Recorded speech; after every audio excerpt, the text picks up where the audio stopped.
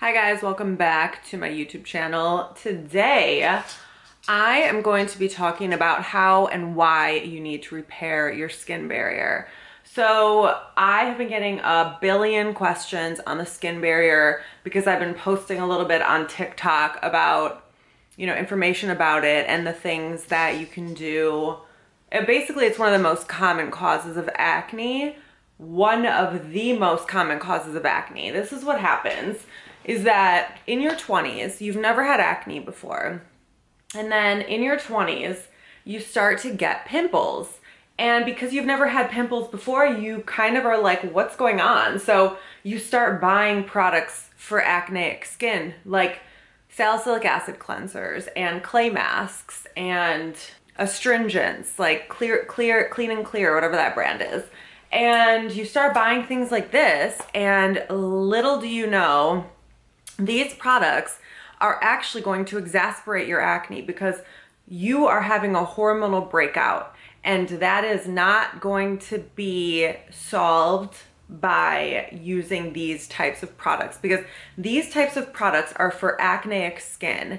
You do not have acneic skin, you have normal combination sensitive skin, and you are using products designed for oily skin. I think the entire marketing of acne products and things like that is just completely off.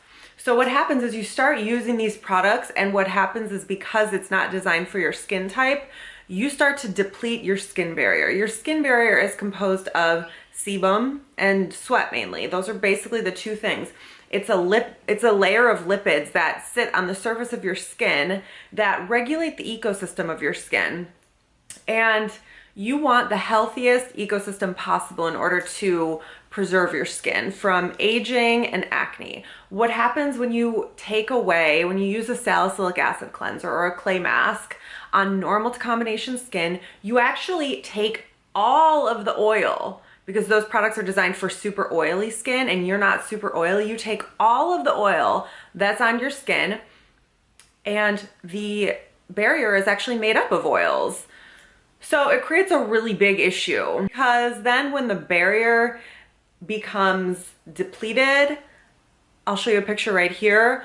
You can see that the barrier is what blocks bacteria, pathogens, and other things from entering the skin's surface, and it also is what prevents water from evaporating from the skin's surface. So once you introduce this new issue, and you already have a hormonal breakout, and now you have a compromised skin barrier, your skin is going to be so fucking pissed off. Like, your skin is going to start getting different kind of acne now. Now you're gonna get more whitehead acne. That's like the type of acne with like the white head. It's like not under like the surface, like that cystic breakout. It's like on top of the surface.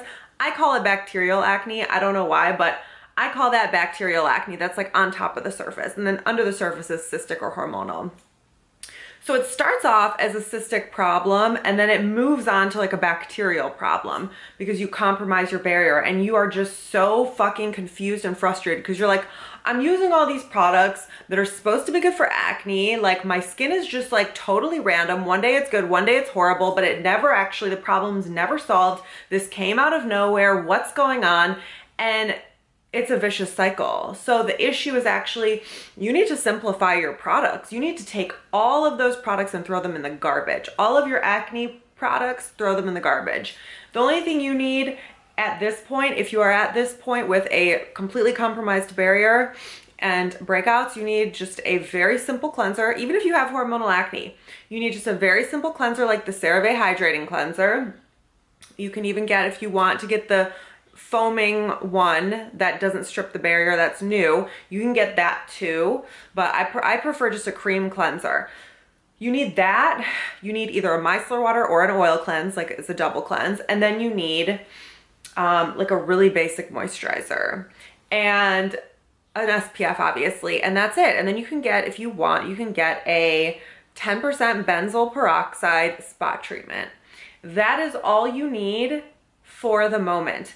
You need to repair your barrier by cutting all of the products out of your routine and adding and simplifying your routine as possible, as simple as possible. You need to add ingredients.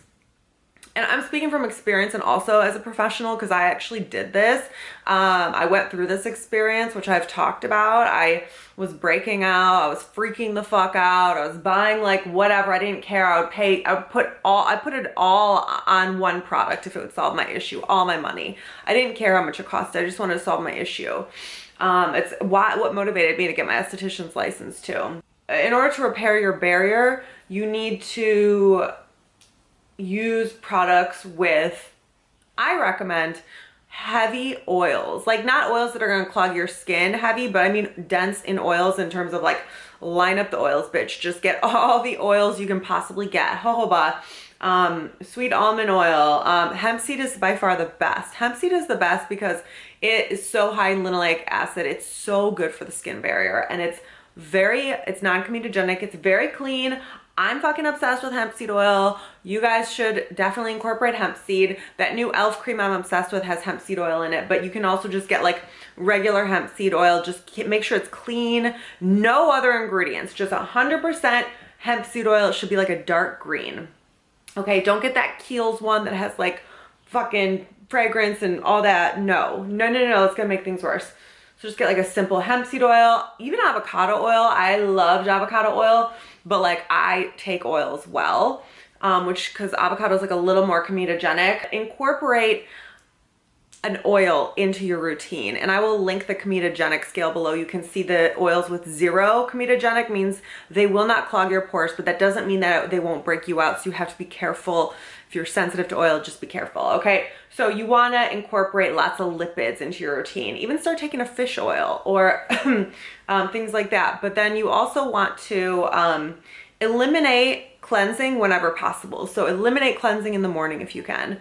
This is what I like to do, is I just like to wake up, like when I was repairing my barrier, I just like to wake up and rinse my skin with water and nothing else. Just move the oils around, rinse my face and move the oils around. Massage the oil, your natural oils, like just which make up your barrier, just move them around your face. Ceramides, you wanna look for anything with ceramides. Anything CeraVe makes has ceramides. That's where the name comes from. Ceramides are going to be like the king of what you want to incorporate in your routine as well. Ceramides are going to really help you restore your barrier. So minimize your cleansing, minimize your products, simplify everything, nothing with fragrance, and incorporate some oils, incorporate ceramides. Those are the best tips that I have for you. And this is not going to cure your hormonal breakouts, but you will see a tremendous difference and a tremendous improvement in your skin just by following these rules. Now, hormonal acne cannot be cured just from anything, actually. You have to address the issue on an internal level. Hormones, why do hormones fluctuate? Well, age has a lot to do with it. Women in their 20s face this a lot, men too. Your diet, so caffeine, sugar, and not just caffeine, coffee, sugar, and dairy affect your hormones, like have a direct correlation to your hormones. So moderate consumption of those. Eliminate one for a month, see if it affects you. I still don't eat dairy. I didn't drink decaf coffee. I do eat sugar actually, but I do it in moderation. And I do drink caffeine, I do eat dairy. It's just I do it in moderation. I have found my threshold. And that's what I'd recommend you to do as well to address hormonal acne. That's a whole nother video, but yeah, just to let you know, you can't 100% control hormonal acne. And if your hormonal acne is out of control, you need to talk to a doctor and potentially get on Accutane, because what you want to do is avoid scarring. So if you can avoid it by getting on Accutane, that would be the best way to go. But those are some tips on how and why you need to repair your skin barrier. And also, it's not just having to do with acne, it's actually aging as well. Because I don't know if you've heard people say this before, but there's no such thing as like anti-aging, okay? What you want to do is take your skin when you're like 20 and keep it that way for as long as possible. Not 20, I mean, whatever age. Your skin looks good for a very long time, but basically you want to preserve it. Think of like when you put apple slices in like lemon juice or whatever? Doesn't the lemon juice like prevent it from turning brown? That's what you're trying to do. You're trying to preserve basically your entire life. That's the goal. You can anti-age, but the best way to do it is just to preserve the integrity of your skin. And that is through maintaining the barrier and sunscreen. But we're talking about the barrier right now, because if you take the barrier away, water evaporates, your skin wrinkles, and your skin also, because it'll get inflamed. It'll start to think of like skin that's really inflamed and red. It'll just crinkle up, be angry, and it just kills collagen. It's just killing collagen the more that it's aggravated. So those are my tips for repairing the barrier. Leave any comments below. Make sure you follow me on Instagram and TikTok and Twitter and wherever the hell else I have social media, and I'll see you guys in my next video. Bye.